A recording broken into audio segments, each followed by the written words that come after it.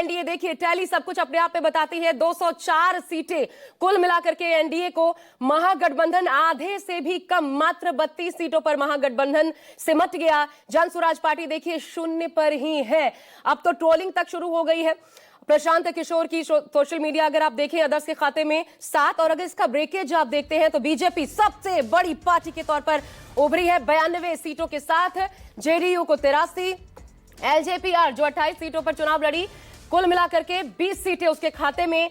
RLM राष्ट्रीय लोक मोर्चा उपेंद्र कुशवाहा की पार्टी को 4 सीटें, हमको 5 सीटें। तो ये स्थिति देखिए बम्पर जीत। और दूसरी तरफ अगर आप देखेंगे तो ये अप्रत्याशित हार इसे कहा जाएगा। अगर यही रुझान कुल 243 सीटों का नतीजों में कन्वर्ट होता है तो ये अप्रत्याशित हार होगी। RJD 26, Congress 4, left plus 2, VIP 0 जो उप मुख्यमंत्री के दावेदार बने और इसलिए भी डिले हुआ।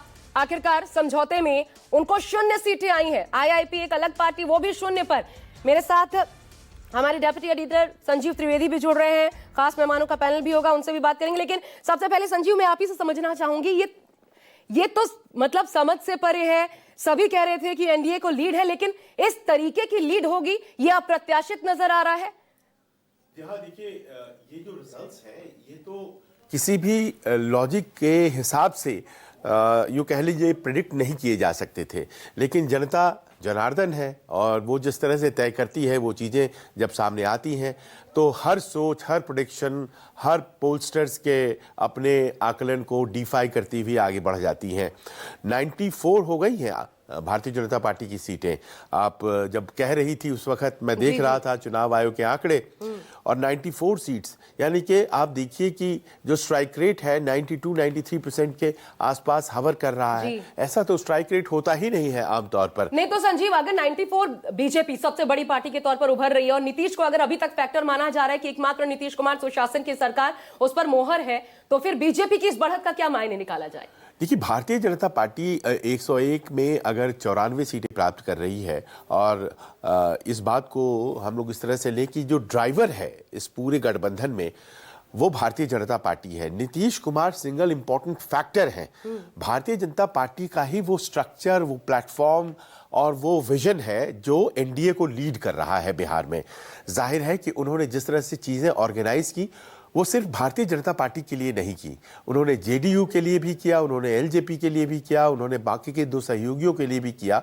और जिस तरह से उन्होंने ऑर्गेनाइज किया है इलेक्शन अपने लिए, प्रबंधन किया अपने लिए, उसकी झलक मैं महागठबंधन के प्रबंधन में भी देख रहा था। अच्छा। महागठबंधन वाले भी उस तरह से अपने आप को कर रहे थे इस बार। अब ये देखिए कि जनता ने किसको लेकिन मैं थोड़ा सा इससे अगर डिनाई करूं कैसे आप ये जो पैरेलल कंपैरिजन कर रहे हैं, क्योंकि यहां तो बहुत भयंकर मतभेद आपने देखा किस तरीके से आखिर में सीटों के ऐलान तक फाइनल करने में उप मुख्यमंत्री को लेकर मुकेश सहनी कैसे ढिठाई से बैठे हुए थे। उधर राहुल 2 हफ्ते तक लगभग तेजस्वी यादव बाहर नहीं निकले, 60 दिनों तक राहुल गांधी बाहर चले गए, वो विदेश दौरे पर। इन तमाम चीजों ने कैसे पेंच फंसाया वो तो हमने देखा है। और यहाँ तो सब कुछ साथ लग रहा था कि सब साथ है।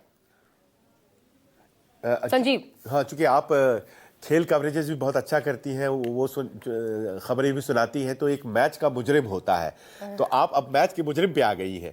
तो मैं आपको ये बताना चाहता हूं कि दरअसल जहां तक टीम तेजस्वी का सवाल है और आरजेडी का सवाल है, उनका इलेक्शन बहुत ज़बरदस्त लड़ा गया। सीटें देखिए वो डिपेंड करती हैं बहुत से कॉम्बिनेशन पर उनके वोट परसेंटेज को देखिए आज भी नंबर 1 पर है अभी भी वो। तो उनका मैनेजमेंट जो मैंने देखा वो बहुत कमाल का था। लेकिन ये ज़रूर है कि 60 सीटों के लायक कांग्रेस थी नहीं, वो ज़बरदस्ती कर रही थी। वीआईपी डिप्टी सीएम का पद लेने के लिए मरी जा रही थी, उसके पास जिताने लायक। और सबसे बड़ी बात ये होती है कि बिहार में ये पूछते हैं कि आपका पहलवान कौन है, किसके जरिए आप चाहते हैं कि ये सीट लें हम।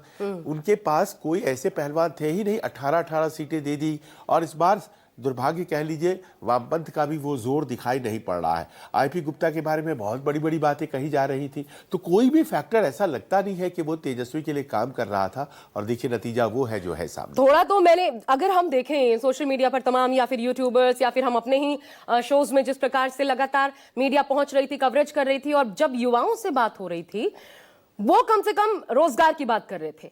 तेजस्वी यादव का वो मुझे बयान याद आता है, उन्होंने कहा कि अगर इस बार मुद्दे पर वोट नहीं पड़ा तो फिर आगे बढ़कर कोई भी नेता न तो मुद्दों पर चुनाव लड़ेगा न मुद्दों के समाधान की बात करेगा।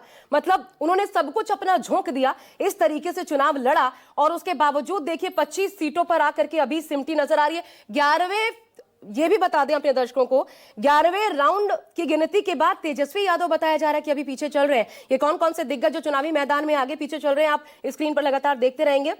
हमारे साथ और मेहमान भी जुड़ गए, मनोज कुमार जमसुराज से और मोहम्मद अकबर जी हमारे साथ जेडीयू से इस वक्त बने में। पहले तो